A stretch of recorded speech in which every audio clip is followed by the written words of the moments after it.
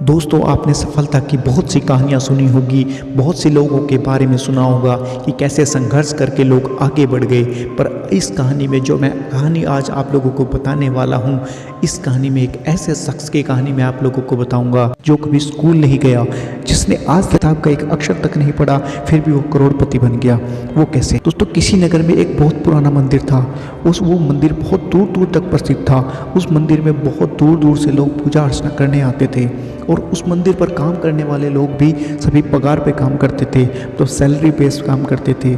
जैसे कि कोई आरती वाला, पूजा कराने वाला आदमी, घंटा बजाने वाले आदमी, सभी लोग पगार पर काम करते थे। उन सभी काम करने वाले व्यक्तियों में जो घंटा बजाने वाला व्यक्ति था, वो जब आरती के समय घंटा बजाता था तो वो अपने काम में इतना लीन हो जाता था, इतना खो जाता था कि उसे तीस दुनिया का कुछ पता नहीं रहता था। वो अपनी सुध बुध खो देता था और उसको इस अवस्था में देखकर वहाँ पूजा अर्चना करने आए, वहाँ आरती में इकट्ठे हुए लोग भगवान की भक्ति के साथ साथ उसकी उस स्थिति का भी, उसकी उस भक्ति भाव का भी लोग बहुत ही आनंद लेते थे और उसको देख के बहुत खुश होते थे। कुछ दिन बाद मंदिर का जो ट्रस्ट था वो बदल गया। नए ट्रस्टी ने एक आदेश जारी किया कि इस मंदिर पे काम करने वाले हर एक आदमी का पढ़ा लिखा होना बहुत ज़्यादा ज़रूरी है। जो यहाँ पढ़ा लिखा नहीं होगा उसे काम से निकाल दिया जाएगा। यह खबर उस घंटा बजाने वाले व्यक्ति तक भी पहुंची। वो व्यक्ति बहुत परेशान हो गया और वो जाके ट्रस्टी से उसने बात की।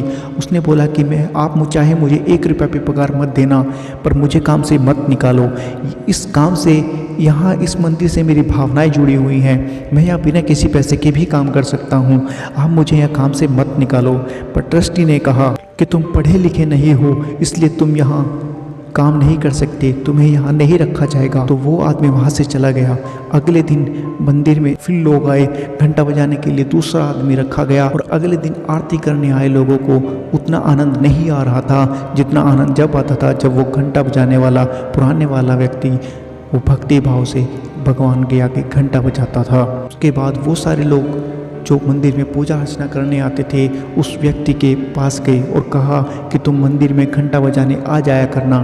तो उस व्यक्ति ने कहा कि मैं मंदिर में घंटा बजाने नहीं जा सकता, क्योंकि वो लोग सोचेंगे कि मुझे नौकरी की ज़रूरत है और मैं पैसे के लिए ये काम करना चाहता हूँ। लोगों ने कहा कि आप एक काम करो, मंदिर के सामने एक छोटी सी हम आपकी दुकान खुलवा देते हैं और आरती के टाइम आप मंदिर में आ जाना और घंटा बजा देना। उस व्यक्ति को भी ये बात समझ में आ गई और उसने मंदिर के सामने एक छोटी सी दुकान स्टार्ट की और आरती के समय फिर से मंदिर में घंटा बजाने आने लगा।